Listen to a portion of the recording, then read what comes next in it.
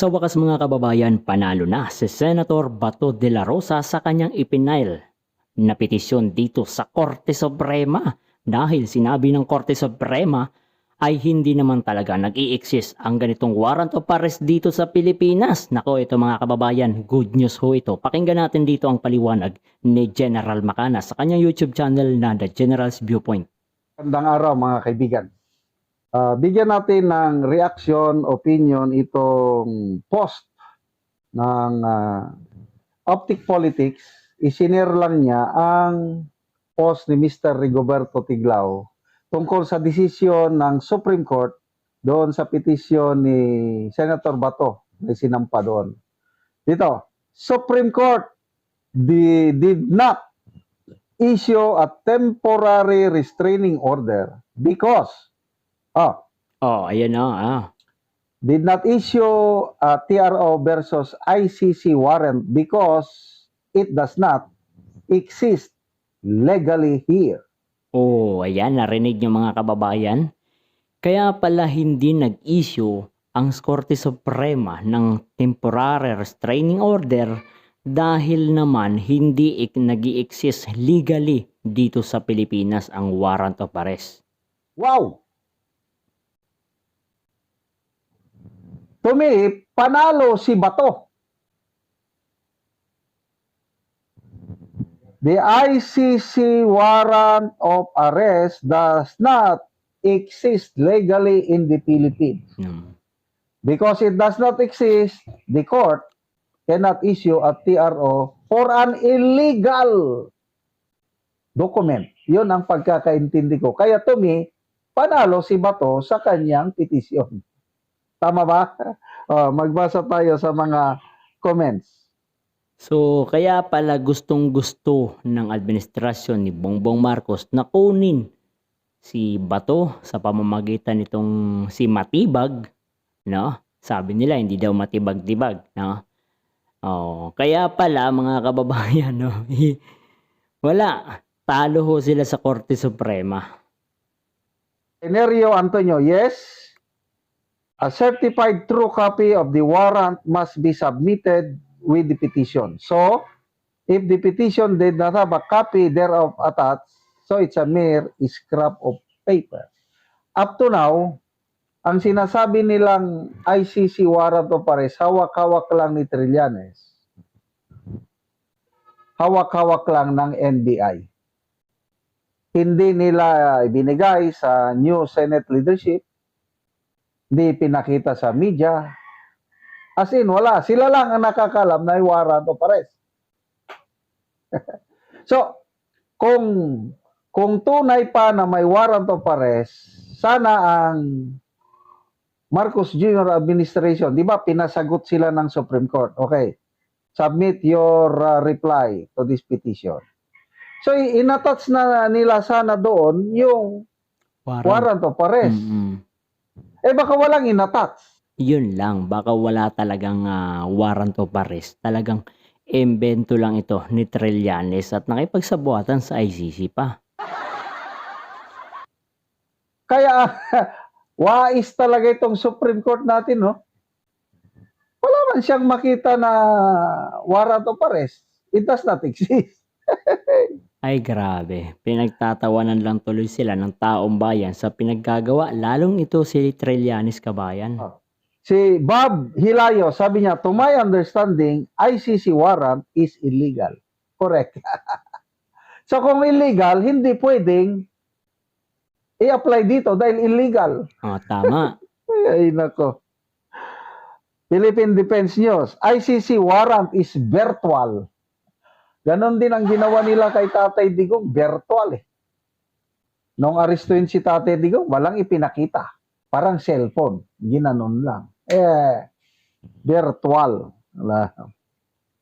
Abraham Murillo, meaning illegal ang warrant ng ICC. So, it also means yung arrest kay FPRRDI illegal. Tama. Eksakto mga kabayan. Eksaktong-eksakto talaga na ang ginawa nila kay dating Pangulong Duterte ay illegal. Pe Bersales, thank you for your clarification, sir. Sabi. Kaya nga napapaisip ako, bakit gusto din ba ng Supreme Court na ipagkanulo ang isang Pilipino as citizen of his own country which he served his full life as a soldier? Diyan magkakaproblema ang Korte Suprema kapag ginawa niya yan. Romeo Dalakit, ICC warrant of Senator Bato is illegal. Ano pa? Sid Poblador, tama naman ang Supreme Court. Paano mag-issue ng TRO hindi naman authenticated yung warrant na fake?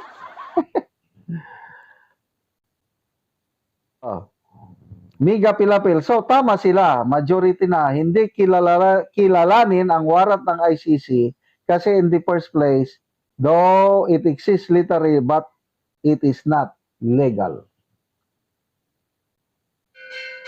So walay kaso, ang talino ng Supreme Court, Lloyd Moderaso, ang warrant of arrest ng ICC ay walang visa dahil ang Pilipinas ay hindi na miyembro ng ICC. Isa pa yan mga kababayan, no? We are not a member pa ICC. So bakit pa nila patuloy na ginagamit yung warrant na yan? Sabi dito, meaning hindi dapat na i-entertain ng ICC. No basis. So, nagsasaya ngayon si Senator Bato. O ano ngayon? Mr. Trillanes. Ano ngayon? Attorney Melvin Matibag. Ano kaya ang susunod ninyong gagawin? Kantahan na lang natin sila. Pasensya na kayo. Ito lang ang nababagay sa kanilang kanta. Oh, it's crying time right now for Senator Trillanes. I can see that faraway look in his eyes. I can tell by the way he speaks in public, but it won't be long before it's crying time. Si Bato naman. Anong kanta niya siguro ngayon? Ano bang team song ni Bato ngayon na panalo? So, yan nga mga kababayan, patuloy na nagsasaya si Senator Bato sa pangyayaring ito, no? Grabe ang mga nangyayari ho sa ating bansang Pilipinas ngayon, no? Wala pa akong maisip. Na lang, my way. So, kinakanta na tayo ni General Ibig sabihin, Macanas. kay Trillanes pa rin ito, kay Matibag. And now the end is near. And so they face the final curtain.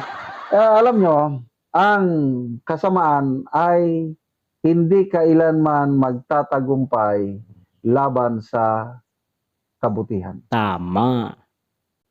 Naniniwala ako, hindi naman santo si PRRD, hindi naman santo si General or Senator Bato, but I still believe that they sacrifice a lot.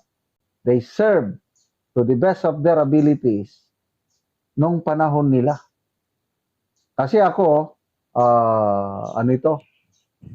saksi ako sa magandang epekto ng war on pulburon panahon ni Tatay Digong at ni General Bato. Yes. Millions of Pilipino, no, ay naniniwala. Successful talaga ang ginawa ni Pangulong Duterte sa kapanahunan niya. Malungkot lang dahil ang ating Tatay Digong is nandoon naghihirap sa kulungan sa Netherlands. But sagot na lang dyan is Romans 8:28. For all things work together for good to those who love God, to those who are called according to His purpose. So, tuloy natin pagdasal ang kalagayan ni Tatay Digong doon na malampasan niya ang pagsubok nito. Ang dalangin ko is makabalik ng buhay si Tatay Digong dito para masaksihan niya ang pag-upo ni BP Inday Sara sa Malacanang as President sa 2028. So, yan nga mga kababayan ang naging explanation ni General Macanas patungkol ho dito, no, sa naging sagot ng Korte Suprema patungkol dito sa sinasabing TRO na hindi naman daw nag-issue o hindi nag-issue itong Korte Suprema ng temporary restraining order dahil nga itong warrant of arrest na hawak-hawak ni Trillanes ay hindi naman nag-i-exist legally dito sa ating bansang Pilipinas. So kung ipagpapatuloy ho ito na gumawa ng aksyon itong grupo ni Trillanes sa buwatan ng administrasyon ni Bongbong Marcos at ang kanyang mga bataan na itong si Matibag, no, ay talagang magkakaproblema ng husto. Lalong-lalo pa ngayon mga kababayan ay nagpahayag ng pagsuporta ang Philippine Military Academy Association Incorporated, no, na handa sila, na tatayo sila, sasamahan nila si General Bato, Senator Bato de la Rosa. Kaya naman nagpahayag din ng medyo pagkabahala ang Armed Forces of the Philippines. Sabi nila is manatiling kalmado at non-partisan itong ating mga alumni. Pero sabi ng ating mga alumni, mga military general, retired general, ay hindi ito sa pagiging partisan. Ito ay usapin sa isang kumbaga soberanya din Dahil bakit isusuko ang isang Pilipino doon sa isang dayuhan, sa isang bansa na hindi alam kung ano ang merong batas sa ating bansang Pilipinas? Kaya naman talagang matindi ho ang nagiging issue ngayon dahil pati mga military alumni association ay talagang nakikialam na. Dahil nararamdaman nila mga kababayan na hindi na talaga maganda ang mga nangyayari sa ating bansang Pilipinas. Lalo't alam natin itong si Senator Bato de la Rosa, grabe ho yung mga naging achievement nito. Na-features pa ito doon sa Davao region kung saan tinutugis ito nung siya ay lieutenant pa lamang, tinutugis niya yung mga masasamang loob na mga NPA. Kaya naman, yung sa bahagi ng Davao, ngayon, insurgency free na. Ang daming pinagdaanan ni Senator Bato de la Rosa. Tapos, eto lang yung magkakanulo pa sa kanya, yung magkakaso pa sa kanya doon sa International Criminal Court ay itong mga grupo pa ng NPA, ng mga makakaliwang grupo na sinabutan o nakipag-isa kay Trillanes. O di ba mga kababayan, hindi katanggap-tanggap na yung mga matatawag ho nating masasamang loob na nanggugulo sa ating bansang Pilipinas, lalong-lalo na doon sa ating mga mamayang Pilipino na namumuhay doon sa mga kabundukan ay ginugulo nito mga grupong ito. Tapos nang sinupil na ho sila, ayun, nagreklamo. Yun, si Senator Bato pa ang binalikan.